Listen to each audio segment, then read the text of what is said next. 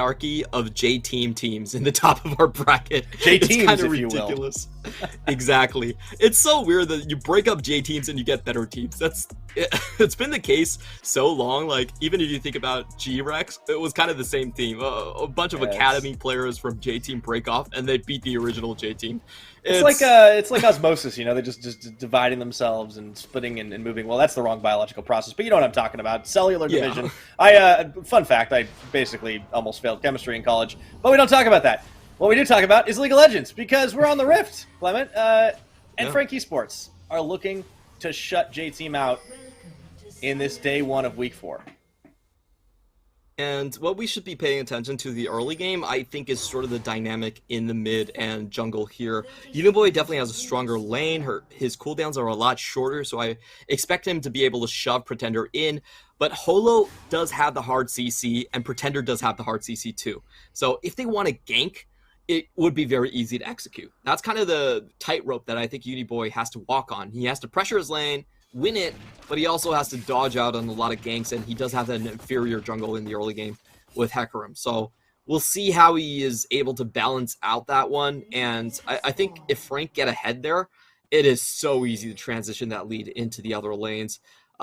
Vex, with her mobility, is kind of disgusting, and the same goes for Viego. If this champion gets snowballed, as we see very often in the LPL, he's still very difficult to keep down. Yeah. I mean, it's not quite as high a priority as Viego was last year, when we saw him just kind of being like that top-tier jungle pick, always picked up. Now he's a bit more feast or famine, but in Holo's hands, it certainly can be a threatening champion, and we will get underway without any level 1 shenanigans. Definitely want to keep an eye on the mid and see how that one develops with the Vex. Not looking for like a solo kill, for instance, but I do think Uniboy, even though this Syndra may not be quite as suited to pair up with what the rest of the team wants to do, in a solo lane situation, could surprise Pretender. We have seen the quick level 6 hit the R button and, you know, see if he can delete somebody happen a couple of times. Yeah, Syndra is still unrivaled when it comes to lane harassment. She has a very short cooldown on those dark spheres and can throw them out over and over again. While on the other hand, I feel like for the Vex, it's a little bit harder. You don't have the same cooldown windows to kind of go through. And as you can see in lane here, your abilities are a little bit easier to dodge. Not in that instance, as Uniboy takes everything to the face. Just trying to prove me wrong. Hey, easier to dodge doesn't mean guaranteed, right? I mean, that's the whole thing. Yeah, Vex hitboxes are pretty tricky. You do have a accelerating but a smaller hitbox on her Q, and then a widening hitbox on her E. It's not that easy to dodge if you haven't played against her for a while. And that's one of the reasons to pick a champion that isn't quite as popular, or at least not as widely played overall, right? I mean, Vex as a champion, obviously, we predicted this fully when we talked about it being a tier 1 pick on our patch 12.04 graphic, but overall, definitely seeing a little bit less of that champion worldwide. Does occasionally make an appearance. We'll see if Pretender can put it to the test, and I'm always excited to see what Vexes can do in team fights, because anytime you get that big dashing ultimate to do the damage, speaking of damage, a little bit of a stun up on the Scout of the Week into the Dark Sphere combination. Yeah, still very powerful of a trade. The thing about Vex in general is that she has a very long cooldown on her earlier Fear, so it's hard to get crowd control consistently on your opponents compared to the cooldowns from Syndra. Syndra just has a much easier time finding those opportunities. Now, we do have a situation developing where Hecarim is spotted, so Holo could get a chance to find potentially a gank, but Uniboy pops the teleport and instantly covers his lane. So knows very well where the enemy jungler could potentially be and keeps his flank safe. Yeah, honestly, that's really all Uniboy has to do, right, to start things off. He just wants to be getting out of this lane phase feeling pretty confident in himself, can get the harass down, maybe try to turn it. As we check back into the top lane right now, both of these champions having ways to deny death. Although for Kurt, going to take a little while before he gets to that point. Needs level 6. I do like that they're kind of trying to match the level of pressure that one can deal with the other. But of course, with the Ignite versus the Flash, that's going to be a little bit different as Holo now comes around the side. We are actually watching a trade up in the top side. Kurt ghosts on after the Ignite. A little bit of an oddball trade as Driver chases him away. There might be more to it than that. just trying to get that. It's kind of interesting. I feel like Driver is just setting up for a kill a little bit later on. He's like, well, I might as well use it, suppress you in lane, and get a better laning outcome here. So we'll see what he does with that sort of HP lead. Doesn't look like much actually, so maybe kind of a waste. I do want to mention that his keystone choice is lethal tempo, so this is a much stronger team fight and sustained trade one. But we have seen actually the Grasp of the Undying work out quite well on the Gwen, just for short trades and getting that burst down. Look at this, coming in with the gank. Waiting for the play, and he gets the dash in onto Eminem, forcing the flash away. They might have enough damage, and they do. First blood secured by Enzo on the last tick of the Ignite, but they are looking for more as Lil V cleans up K2. Nicely played there from the J-Team bot lane. Not to mention the jungle. It is so rare to see people make use of the alcove these days. It's almost like a forgotten mechanic coming in from the last split, but that's exactly how you should do it. Wait there for your bot lane to arrive, and the enemy isn't expecting it. The enemy is thinking, oh, you don't have vision down, you're going to play somewhat safe, but ta-da, the jungler comes right out. It's a level 5 Hecarim gank. No one expects that, and they get the beautiful double. Yeah, that was, in terms of expectations, that ranks maybe just slightly below the Spanish Inquisition. So, Kongye coming up with a level 5. Well played. 2-0 in the kill box down bot side for J-Team as they start to build on a little bit of a healthy lead. And this is another reason it's always fun to watch Kongye's. It doesn't matter what type of champion he's on. He's going to try to get involved a little bit earlier than you might expect. And that's just one of the things that's so fun to watch about him as he's transitioned to a little bit more of a team fighting player and a skirmishing, ganking jungler rather than a full carry jungler like we saw him on Hong Kong Attitude last year.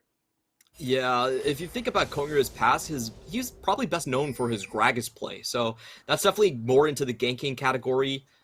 Frank are trying to get something back here. At the very least, I feel like Frank need to make sure J-Team just don't make a mad dash for Herald as soon as it's up. They have a massive advantage in terms of summoners just on low V, so that's definitely up on the cards for J-Team, and Frank are just making sure that as they bounce the wave back, they are not going to run into Kongryu, who does have the Onslaught Shadow this time.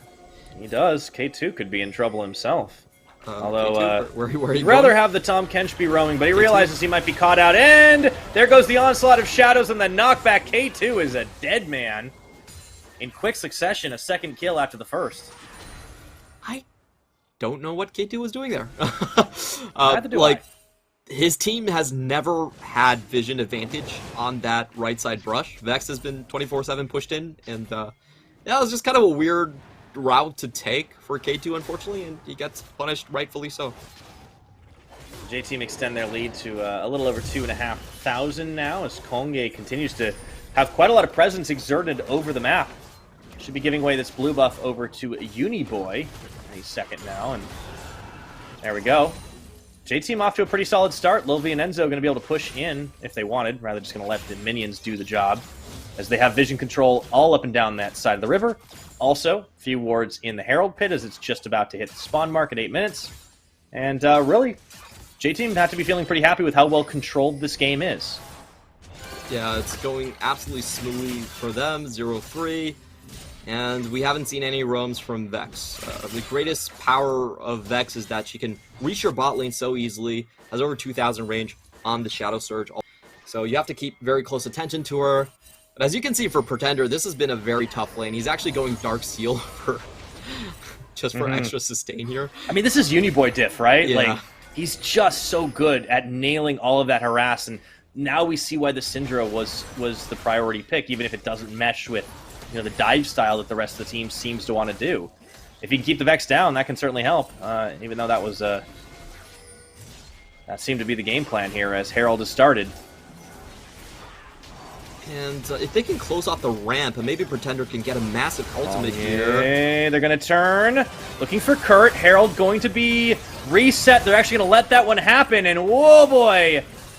Dishing out a lot of damage as Lil V just throws out all those chakrams. And now they are straight back on to the Herald. This time it is J-Team in the driver's seat for it. Oh, that was so painful to watch because Frank actually pushed their way, actually didn't have the lanes in the correct position. They're going to lose a lot of CS for this. If you look across the board, all three of their lanes are down. So they forego CS just to make that Herald play work. They get caught red-handed. And I think unfortunately for Frank, they didn't tried to pull the trigger. I feel like if you put yourself in a bad position like that, you almost have to commit. But, you know, they allow J-Team to kind of come down the ramp, and once they do that, you can't fight it anymore. So they're going to pay very dearly for that from the start of the play to the back end of it as well. Yeah, it's going to be a first brick taken. Shelly should be able to help polish that off with the final charge, and everything's coming up J-Team in this early game, Clement. They have controlled the first 10 minutes of this game about as flawlessly as one could expect, keeping the Vex down about a wave and some change. Uniboy has been able to hold off of both, and they might even get a second Rift Herald charge here. Yeah, with Kongye and Lilby here, I don't know if Kurt can really defend against this. This is a pretty massive swing for J-Team. Yeah, that's why I feel like it's almost better to hard commit on that play and to try to eke out a couple of kills rather than just full surrendering that play. Because it was a very risky play to start with. If you don't have your lanes pushing and you go for that play, then you are already losing out on CS. You have to secure the Herald, absolutely. And they just didn't go for it. Oh, straight into one ultimate, not another. Kongye didn't quite have the follow-up damage there as the flash comes out for Pretender, but still, I think you definitely take those trades right now. 2 ultimates burned for the price of 1 and a flash. Yeah, and Kongye was very nifty on that disengage, didn't allow himself to be tagged down by the knockdown and the fear. When you see the red bar on Vex, that means she can definitely fear you in that situation. Manages to dodge away from the Q, get himself out of dodge. So it ended up just being a straight up, you know, successful trade on the side of J-Team. And I gotta say, this is a little bit disappointing from Frank. They just kind of gave up on their own play, so... that's a massive hole they have to climb through now. It's you gotta would commit. much rather see them just go all in on that. I think they're starting. You know, I think this is definitely a classic case of the whole like you know nameplate anxiety, right? You see the other team, you see what they've been able to do, and you kind of start doubting your own ability to execute, and that hesitation can cost you big time. Yeah, I'm trying to think about the next point where Frank can really have a say in this game. So far, this Vex has not been able to do anything. But we have talked about the late game. You know, Vex does have very long reach, and with that kill combo with Diego, maybe they can find something. Oh, well, they got to survive a little bit first. K2 is going to get the swallow up onto Holo, and here's the counter engage. Pretender was looking for something on that Shadow Surge, opts not to take it. Or, excuse me, not the Shadow Surge, the Mistral Bolt. That's, again, even when they... look, they are a little bit afraid to kind of like full commit unless they have like that absolute free kill, and the gold deficit just keeps growing right now. Late game certainly seems to be a good strategy to try and play for, but they've got to make it there, right? J-Team, they are better when they snowball, and you know, I think this definitely is counting as a snowball, Clement. I would have to concur. I feel like... Yeah. Okay, Scout of the Week, that's the ult. The dash! And Kongye taken quite low, and Holo will be able to open him up and turn himself into the pony. Maybe they've got an opportunity to make the play here as Enzo just getting clipped all over the place. Double kill comes in, and that has got to be the start of something. Frank Esports needed that play badly. But K2, what are you doing, buddy?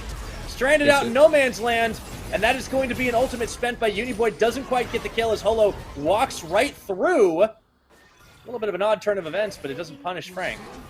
Yeah, J-Team going a little bit over-aggressive. Kongye actually, I don't even think he ulted in that one. Maybe didn't have his ult then, but just kind of walked to his death there, unfortunately. Just going way too deep. He thought he would be okay with the Mythic already completed here, but wasn't really the case, and he allowed himself to get poked down. The W was down as well, so no way to regain HP, and just, like, okay, that was weird. Like, he actually saw the enemy team coming. That was a good use of the fear. True. Yeah, that's kind of your Kongye freebie of the game. He always gives his opponent like one freebie at least, I feel. It happens sometimes. Yeah. I think he kind of got baited by thinking like, you know, between him and Uniboy they'd be able to get the 2v2 no matter what. I don't think he counted on the full turn. But this part's just weird. Like, what was K2 doing there? Like, he's fine, but what? And then Holo? I don't get it. Neither do I. I think they were just trying to push their limits. Well, hey, no harm, no foul. And at the end of the day, yeah, I mean, if J-Team it is still works up out, it's 5,000. calculated, right? Yeah, I have to agree with that. The game's kind of a weird game, to be honest. Like 5 kills and a 5,000 gold lead to J-Team. It doesn't feel real. Even after that massive blunder they made, somehow they're still up. I just feel like Frank, you know, you gotta have more grit than that. You have to be willing to really throw down and put all the chips on the table, or not. They just haven't been.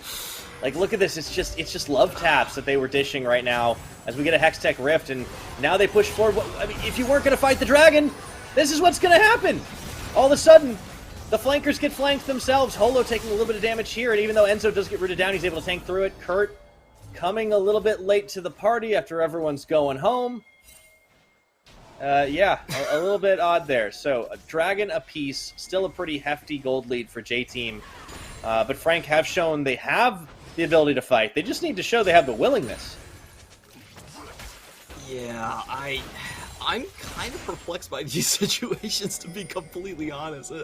It's not like that wasn't a completely unwinnable fight by Frank Esports. You could say that with this gold deficit, maybe they want to take it slow, but why put yourself in a position where you have to burn a lot of ultimates or even summoners if you're not going to go for that one? But that's the choice they made. I don't know. No steal happening, and no fight happening.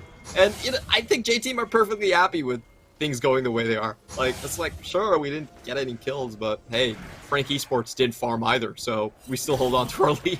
And that's all you need sometimes. J-Team, looked like for a second they were going to opt into grabbing the Herald, but they back off of it until, yeah, they get it now. I think they were just checking to make sure it was safe to do. Certainly is the case, as they found a back timing. Teleport, of course, advantage on nobody, because Pretender doesn't quite have it back up, and this Herald should go down fairly quickly. Frank are not going to opt to contest. Scout of the Week, just to dissuade Holo from getting anywhere, and Kongye grabs the eye once again. And we are going back to just kind of more farming. I think the big problem with Frank right now is they don't have the Tryndamere online. They do want to play this 1-3-1. They counterpick with the Tryndamere against the Gwen specifically for that purpose. But because of the 2 towers that they lost top lane, that isn't happening just yet. And I think that's the reason you see Frank kind of just pulling back and kind of biding their time. Playing without a mythic in top lane at 17 minutes, it's really painful. Yeah, I mean, there's such a massive CS deficit up there, too, between Driver and Kurt, and it's rough. You're going to need to get back and try to defend now. Kurt has no way to get into this, no teleport available. Oh, the stun down, landing on M&M, and into the Moonlight Vigil. They are going to get root on it. Doesn't even really look like they want the fight. They just kind of wanted to chase him off the tower, and they get that one without a whole lot of resistance. 4-0. I mean, we saw a pretty big opening advantage for J-Team against PSG, and there was still a comeback, but I feel like Frank are just, like, letting this one happen. Yeah, they are, I still think, biding their time on this one, but a lot of their champions don't actually scale all that well. I think Vex is one of those champions that is definitely better in terms of one-shotting. You can play her as sort of a control mage, but it really requires the enemy team to have a bunch of gap closers. If they have a lot of gap closers, then you get a very low cooldown on your passive. You can constantly knock people down with your abilities. If that's not really the case, then she works much better as an assassin. And I think against J-Team, she's definitely more viable as sort of the assassin burst route, and that will require her to be ahead of Kurt, which currently she isn't. So we'll see how this team fight ends up, but it does look like Frank are just... I think they're just waiting and waiting and waiting until... I don't know when they're waiting till, but the later it goes, probably the better it is for them at this juncture. Yeah, if they can stop losing ground, if they can stem the bleeding a little bit, that certainly can help us. Even though this gold deficit's not great for them, the longer the game goes, the less it actually matters if they don't let it extend too far around. And, trying to keep up with the items, we see that there's about a half item difference in the bot lane. Lil B having just completed Collector. Kurt, of course, very much more far behind, as this Tryndamere is kind of having a sad day. He's not going to be the Hullbreaker Tryndamere anytime soon, but the team might need him. Try and turn around here as they found an opening onto Enzo, and he flashes looking for Uniboy. There's an opportunity here for Frank Esports, but the rest of the team needs to get in position fast enough. Uniboy is just but no! Eminem opens up with a big super mega death rocket. Hurt limps away. Enzo is caught in the alcove. This will only be 2. But for Frank, they did manage to secure it. Now, can they get anything else? I love that sense of like bloodlust coming in from Frank Esports. They had Kurt down earlier. They know they have the 5v4, straight engage on the chase. And this is the problem with J Team. They have a lot of members that cannot escape if they go in these long lanes. Syndra is one of those champions. Little V is one of those champions. You can see Holo and Kurt just hurting them along, forcing them to blow all of their summoners, and still getting the kills at the end. So a great comeback from Frank Esports, and I think they're finding some strengths on their composition. They don't always have to be grouped up. They actually... Absolutely. They have a lot of ability to just side lane chase with the Vex. That's a semi-global, and the Tryndamere in long lanes is just so deadly. So I really think J-Team kind of overplayed their hands into this one, and Frank, ironically with their playstyle, they actually goaded J-Team into false sense of security. This is completely in vision of Frank, by the way, so we should expect a lot of interference.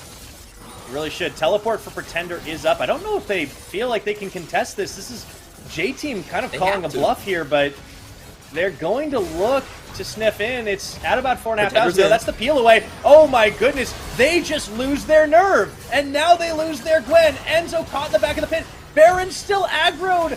Frank Esports, they're coming in and cleaning house right now. They've already got 2 down. There's still a smite threatening for Kongye. So they got to be careful not to give too much up, but they don't want to give away this Baron that has been gifted to them at 21 minutes. If they can get it, Uni Boy opens up with his ult, but now the turnaround. No, he dodges away. Meanwhile, K2 going to swallow up Pretender as they look to find a kill here. This was a little bit of an awkward play. I think Kurt might be left for dead. Very strange dance between the two teams, but it's J-Team that lose their 2 members for nothing. Yeah, that was a weird series of events. No one actually had a scanner ready for that play, so it's kind of weird for me to actually watch that one, but they didn't even scan the Baron pit. They just said, like, oh, we got this one ward down, and, you know, we have a pink ward, that's enough, but they completely missed the ward right in front of the Baron, so... yeah, Frank just gets to pick up 2 kills there, and that's still pretty huge. You know, Eminem is getting to the point where he's dealing legitimate amounts of damage, and I think at this point, Uniboy is not having the same effect that he did in the laning phase. So, yeah, this feels like the most J-Team game ever. Wait, what, didn't you say that about the last one too? I know. I feel so bad about this, but like J-Team, they always do this. I don't even know how. Like they're just like, okay, this looks like a smooth cruise to victory, and then J-Team always find the way to snatch victory away from the jaws of defeat and crown it atop on themselves. It's just their opponents, you know, find those unlikely victories against them. I wonder if J-Team just, like, overthinks some of these engages, right? They do. They definitely do. It really feels like this is a team that has a bit of a fragile mental. I feel like they're not willing to roll with the mistakes. That's what happens a lot of times. That is part of the problem. Kongye smites away the red. Small victories. Yeah, I feel like J-Team have to be willing to crash land into victories. I feel like that's the best way to put it. Sometimes they try you to can't go for hesitate, clean right? Games. That is the issue. Is you can't you know, there's a saying like the perfect is the enemy of the good. You can't try to play super clean and then just fall over flat when you make a mistake. You have to be willing to get down and dirty for sure. For J-Team, if they're going to look to recover this, they still do have the gold advantage. They still do have a massive tower advantage. However, that does mean that the gold is probably going to flip pretty hard if Frank do manage to start cracking open these neutral objectives. The fact that they've been able to get so much done on the map without is actually kind of insane. And the issue right now is you've kind of got kills on the carries. You've got kills on the hyperscaling. The Jinx has 100% KP right now, sitting on 2.5 items. Pretender does get caught, but that's okay. He just says, hey, give me my personal space.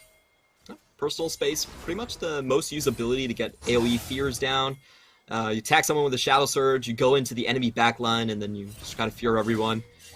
We have seen some times when people... It's usually personal space or the E being used to get that AoE Fear effect Right. off. But if you want a quick release, Q actually is a little bit faster than either of those abilities. So we can see which one he kind of goes for in these team fights. That's kind of the most difficult thing about playing with Vex, is just like, how do you aim the geometry of your skill shots to hit the maximum target and at the best speed. So that's where kind of you see a lot of the skill differentiation come out on this champion. On the flip side, though, like using it on the W, on the personal space, does kind of allow you to just like either use it defensively, or if you have already followed on with like a Shadow Surge getting into the backline, like that's kind of a fun. It's almost like a bit of a Nocturne ultimate, right? Yeah, it does have that sort of a effect here, as we see Kongya losing half his HP just to charge once on Pretender. It's definitely not worth it for him. Kongya had a good start to this game. Not so much anymore. He's having a bit of a roughie, even on that Turbo Chem Tank right now. There is a Dragon on the Rift. This Hex Tech, Frank would love to grab this and put themselves at Soul Point, but J-Team know that this is a hotly contested objective, and Holo is already at half health. They're going to get flanked right now. A massive turn in there as Uniboy is able to get the shutdown onto Eminem. With an unleashed power, Pretender and Kurt looking to go back in for round number 2. Driver not even sure where to put the needlework here, as Pretender will fall. Oh dear, talk about hesitation. This time it was Frank Esports. Kongye may die, but Kurt will be not long after in following him. A 3-for-2 trade to JT. Still a very important kill there coming in from Kurt. He kills the jungler on the opponent team and ensures that there will be no Baron take from the side of J-Team. However, I don't think that really makes up for Holo's previous mistakes. He took way too much damage just walking toward that Drake. And I think the critical thing is they didn't clear the banana brush. If you're the red side team walking into the river, you have to clear that brush. You're just asking for trouble if you don't clear that one. And J-Team was gifted a very easy engage. Watch this. They don't have any wards on banana. There's a 3-man stack and a Hecarim coming in from that angle. They lose their AD carry straight off the bat.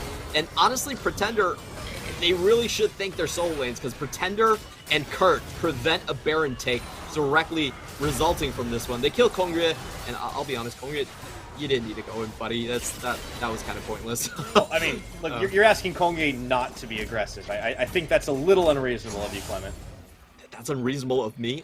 Okay, I guess that's right. I'm sorry, I can't argue with that. I'm not saying it's the smart move, but it is the Kongya move. Yeah, that was the difference between a Baron, though. So I definitely think that J-Team could have played that a little bit better on the back end of that one. But, you know, props to Kurt, where props are due. He definitely stalled that one out, and now Frank still have another shot at this. Certainly the case. I think Holo's positioning there was allowing J-Team to really get open. He didn't even die in that fight, although the rest of his team just about did. And this next Baron dance is going to be on a little bit more equal footing. I think it's still an advantage for J-Team in terms of gold, but with that Hextech Dragon match, it does mean that there's less of a threat of, you know, Dragon Soul going over anytime soon. This game has honestly swung pretty far back and forth, and here comes Kongye, but he's not going to opt into a play as he was denied just a little bit from the zap, as well as those Flame Chompers being thrown out. Back timers coming in. They have started the Baron quickly before, but it was a disaster for them. And yeah, that time, teams used their Scryer. I'm just surprised that Frank didn't try to turn on Kongya. Syndra was showing top lane, so they actually had a 5v4, but Frank still played super Holo? safe. He's going to get feared in from the onslaught of shadows, just dashes away from the solar flare. That tower gets knocked over at last. I still can't believe Frank don't have a single tower this game. Oh, yeah, they don't. Huh. Well, that just means that they find a winning team fight. They have a lot of gold still left on the map if they want to take it. That was such a weird change of events there. I don't know what to say. I just feel like Frank, they grouped up as a 5-man, and then Syndra is showing top, and they don't take the fight. Like, Kongya is, like, begging them. Kongya's like, both riding of these right teams, in front. Both of these teams are making very questionable decisions that make me think there might be a little bit of tilt involved. We have said over and over again that these two teams are definitely the most similar teams out of our 10 teams in the PCS. They're very slow, they're grinding macro teams. And sometimes it just feels like they're not willing to kind of grasp destiny in their own hands. They're waiting for those critical mistakes by their enemies. Right. And you know, playing too safe is a risk in it and of itself. That's one of the cardinal sins of League of Legends, is that you cannot play too safe. You have to make calculated risks. If you play not to lose and never to win, then sometimes you just won't win. Exactly. Yeah. So we'll see, I guess. Also, Just, this is exactly what J-Team has been known for. This is such a J-Team game. Frank carrying on the proud tradition. Although, There's 4 J-Teams now. I'm sorry. Oh no! Well, you know what's crazy Korea is they 4. usually end in 4th place. It's the PCS Team Liquid. Oh god. It does feel that way. Team Liquid are doing well right now. Yeah. Boy, nobody wants to make the play. And this is a team fight Tryndamere too, by the way. Moral reminder. And he's just sitting sideline. I think it's fine for now, but he does have to move alongside this Gwen. He can't let Gwen have too much of a first move advantage. Oh, and unfortunately, he actually dipped down towards the south. J-Team get a lucky start on this one, though Kongri is going low. Yeah, and actually Hex flashing over. They wanted to actually bait the fight, but then it gets sniffed out. Yeah, oh boy. I think this is about the time we just kick back for a little bit, Clement. I feel like it's going to be waiting for a mistake. It's going to be a little bit of a time. Yeah. It definitely seems that way. Now, we do have a Drake starting, and it looks like J-Team do not want to trade. They're just going to hard force this, but once again, it's immediately spotted out, and they don't really Take it low, though. Holo. Yeah, Pretender could just get himself into the pit, though. Let's see if he can make it. No. Holo gets stopped! They actually deny the Smite Steal possibility here. And now can they take the fight? Pretender going into the backline. A huge amount of fear as Lil V is deleted off the map. The Baron may have been taken, but will they get out with their lives? Kurt taken low! And I don't know if that is going to be enough. Lil V, Enzo falling down and Driver to join them. It is a 1-for-3 trade with Pretender off the map as Frank make a beeline for mid lane. But there is a Baron on 2 J-Team members. Yeah, I think critically, though, they're not on Gwen. I think Gwen's the most important one to have it, as she is the split-pushing tool against this team. So, overall, I don't even think Frank are too sad about that play. Viego is also getting pretty fed. They get a Drake off the bat of that and a TP. I'll be honest, I don't think that was a great play from J-Team. No, I think they Baron baited themselves. Yeah, it could have gone a lot worse. I think that's a key thing to remember right there.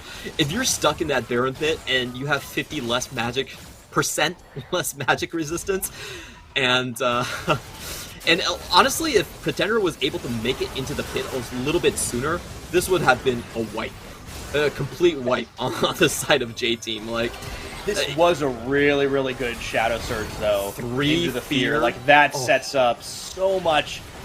And you know, the crazy thing is this could have been worse for J-Team. Yeah. Had Uniboy not stopped Holo from getting into the back of the pit, that could have easily been a steal.